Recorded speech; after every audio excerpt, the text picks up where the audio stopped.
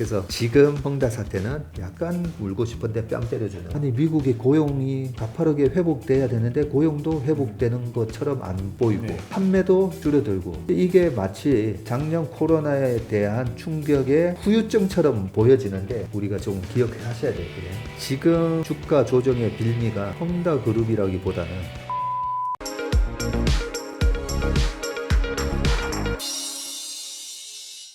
네, 매부리원 여러분 안녕하십니까. 오늘은 자본시장계 아이돌 스타 박세익 전문의 모셨습니다. 안녕하십니까. 안녕하세요. 나이 50 넘어서 아이돌이라고 하니까 네. 쑥스럽습니다. 오늘 마침 그 시장이 좀 많이 좀 하락하는 날이었습니다. 그래서 겸사겸사 오늘 전문의를 모시기에 굉장히 딱 좋은 날이 아닐까 싶은데요. 많은 분들이 이 갈수록 에너지 잃어가고 있는 장에 힘들어하고 있거든요. 이런 분들 위해서 좀 많은 좋은 말씀 부탁드리겠습니다. 이 얘기부터 하겠습니다. 오늘 시장 상황도 그렇고요. 뭐 얼마 전에 이 헝다 사태로 추석 연휴에 굉장히 또 글로벌 장이 시끄럽지 않았습니까? 네. 그래서 이 헝다 사태가 어떤 이 전반적으로 이 전세에 깔린 부채 위기 뭐 이런 거를 경고하는 그런 중요한 트리거가 될 것이다. 혹은 이것도 수없이 일어나는 시장의 버즈 하나일 뿐이다. 이렇게 조금 의견이 지금 좀 엇갈리는 것 같습니다. 네. 그 와중에 지금 마침 장이 좀 좋지 않은데요. 전무님의 어떤 뷰를 좀 전반적으로 듣고 싶습니다.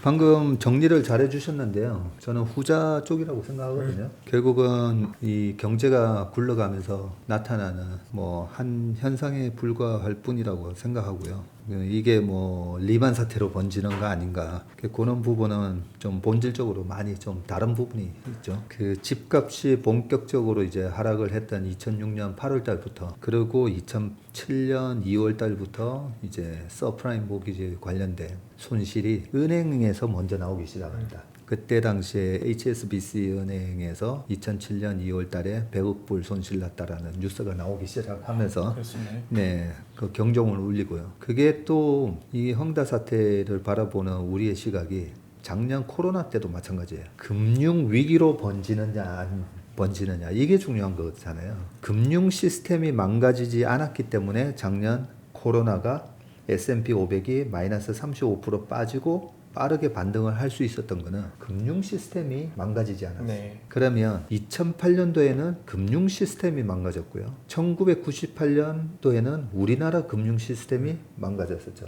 네, 그래서 우리가 지금 두려워하는 거는 이게 시스템 리스크로 번질까봐 그걸 두려워하는 거잖아요. 네.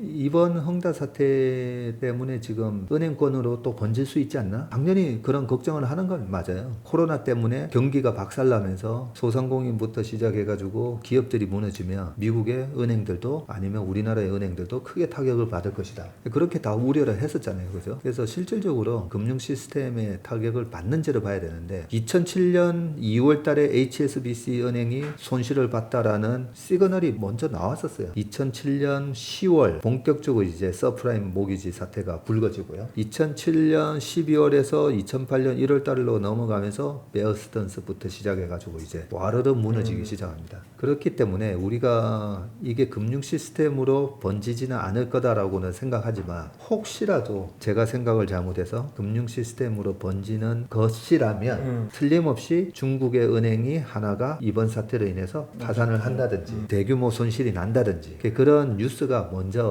우리한테 워닝 시그널을 줄 겁니다. 그때 걱정해도 늦지 않다는 생각이고요. 지금은 단지 투자 심리에는 영향을 미쳐요. 헝다 사태가 투자 심리에 왜 영향을 미치냐면 주가가 엄청 싸잖아요. 주가가 엄청 싸고 부동산이 엄청 싸게 거래되면 이런 노이즈가 있어도 사람들이 이렇게 싸게 지금 거래돼?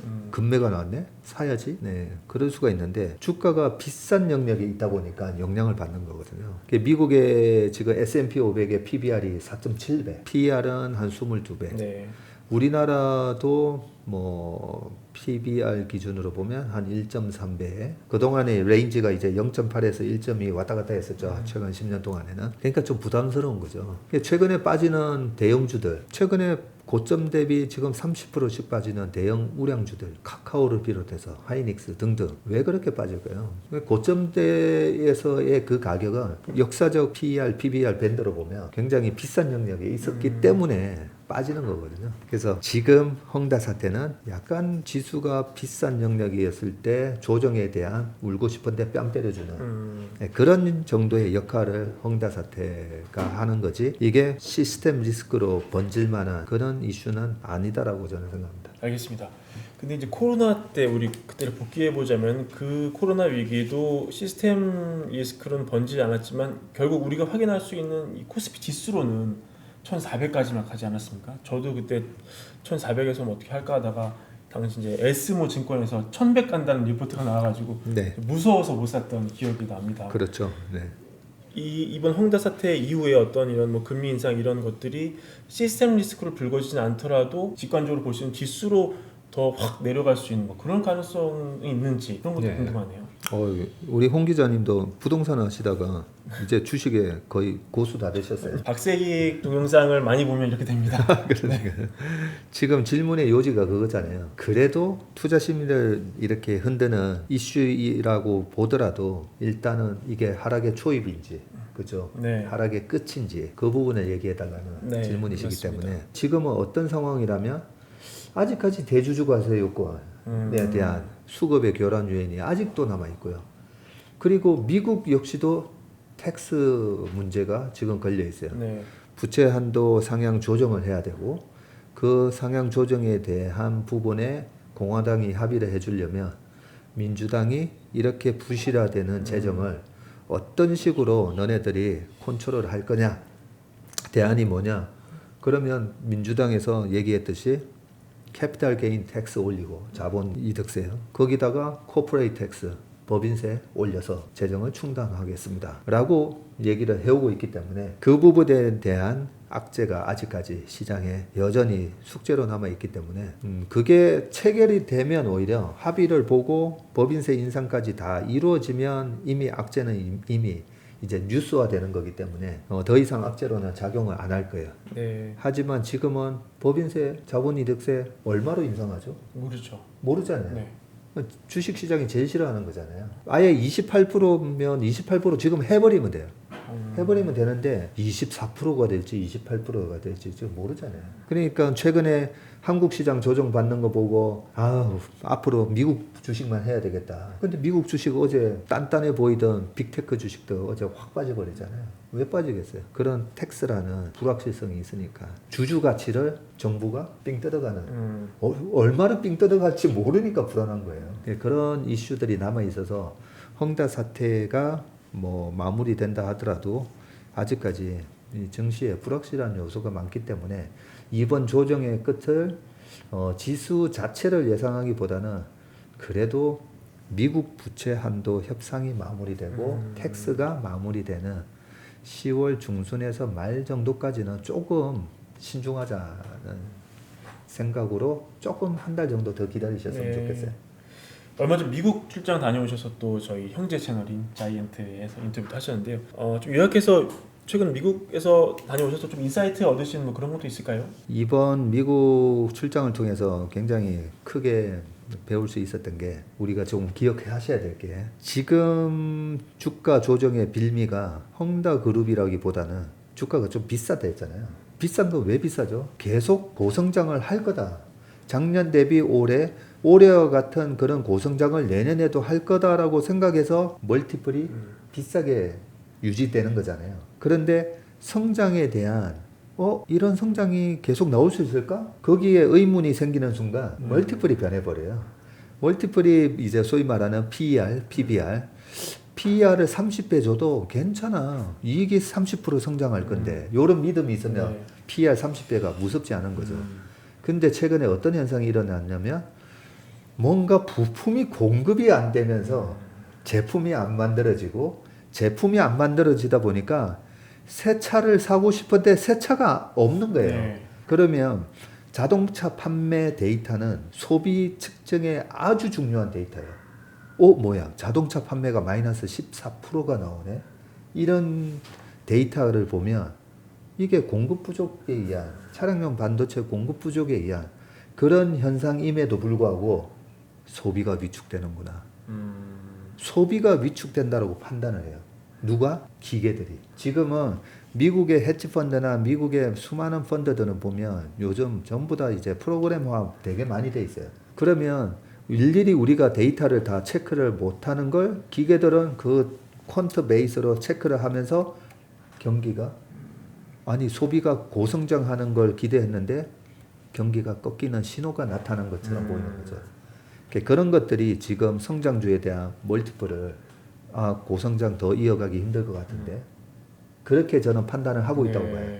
이번에 미국에 안 가봤었으면 제가 모를 뻔했었는데 지금 공급단의 그런 공급 부족이 나타내고 있는 현상. 또 두 번째는 이게 결국은 경기 쇼크가 오고 지금 또 더블 딥을 걱정할 수가 있거든요. 그러니까 스태그플레이션 얘기가 나오잖아요. 물가는 올라가는데 경기가 살아나지 않는 스태그플레이션을 얘기하는데 스태그플레이션이 왜 오냐면요. 물가는 돈을 풀어서 물가는 올라가는데 경기가 안 좋아서 안 올라가는 거잖아요.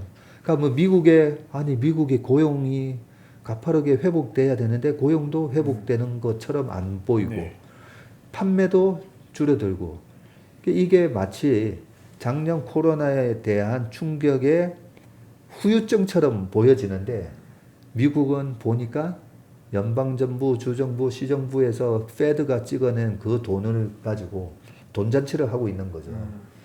그래서 식당에서 근무를 했던 종업원들이는 둘 다 아무 영향이 없는 거예요. 식당은 식당대로 돈을 퍼줬고 종업원은 종업원대로 아유 일 없어도 괜찮아 우리가 돈 줄 테니까 이 돈 가지고 먹고 살아. 그런 상황이라서 지금 미국의 고용 데이터는 11월 5일 날 나오는 고용 데이터를 보면 서프라이즈가 나올 것 같아요. 과연 그랬는지 나중에 저도 한번 확인해 보고 싶지만 얼마나 확신이 아니면 말씀 안 하실 것 같은데요.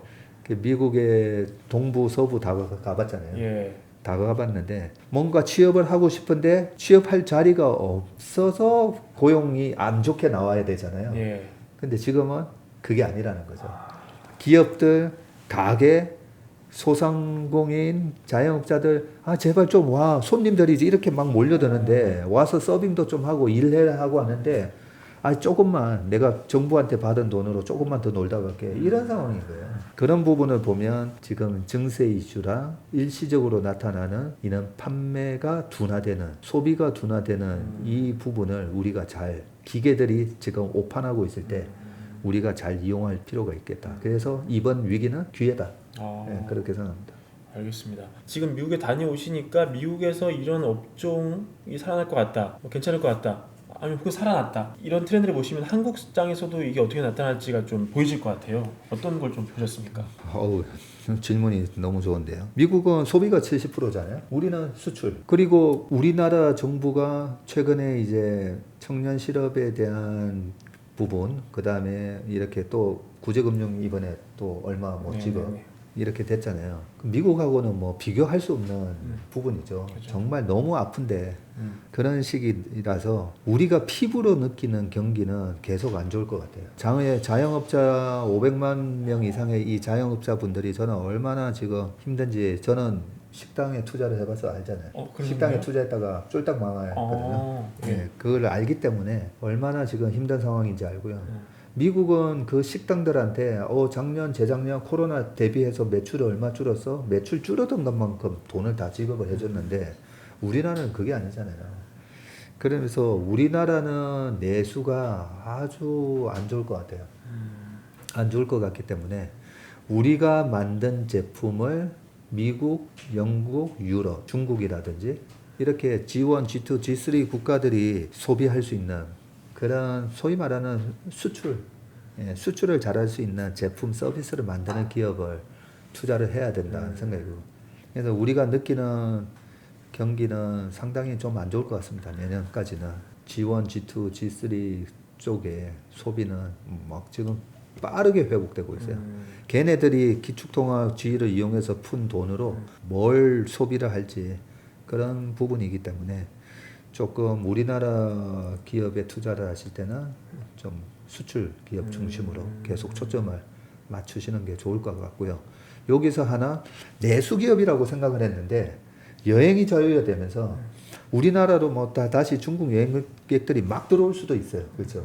그렇게 됐을 때 과거 2012, 13, 14, 15년도에 중국 소비 모멘텀이 불었을 때 중국 요크들이 막 들어오면서 우리나라의 음식료 부분이 중국 아니 5천만 인구가 먹는 음식료인 줄 알았더니 14억 인구가 먹는 그래서 그때 뭐 초코파이부터 네. 시작해가지고 그죠? 우리 예, 그런 오리온 초코파이부터 해서 이제 우리나라 화장품 기업까지 많이 올랐던 걸 우리가 기억을 하면서 중국, 미국, 유럽의 소비자들이 예, 즐길 수 있는 그런 제품 서비스를 만드는 회사에 집중하자.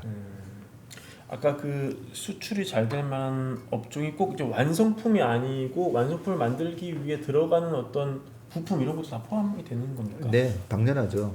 그래서 11년, 13년도에 삼성전자가 갤럭시 노트를 내면서 전세를 역전시켰다 했잖아요. 스마트폰 시장에 있어서. 그 역전시킬 때 삼성전자의 갤럭시에 들어가는 카메라 모듈 만드는 회사들이 10배 났다 했잖아요. 11년에서 13년은 장 되게 안 좋았어요. 그래서 올해 내년에 시장이 지수가 얼마인지 아무 의미 없는 분석이에요. 지수 분석하지 마시고 제가 지수 분석의 전문가긴 하지만 네. 지금은 2011년 13년도에 그렇게 히트를 치는 제품을 우리나라 대기업이든 중소기업이든 어디서 만들어내는지 그리고 그 테슬라가 잘 팔릴 때 우리나라 배터리 회사였듯이 우리나라 기업들이 그렇게 히트치는 뭔가 제품을 만들 때 그 밑단의 밸류 체인들 예, 그런 식으로 중소형주 중에서도 엄청나게 큰 기회들이 많이 있을 겁니다. 네. 주택 마련 주식 대박 매불이 하나면 오케이입니다. 매불이 구독 누르시면 부자 됩니다. 좋아요 누르시면 더 부자 됩니다.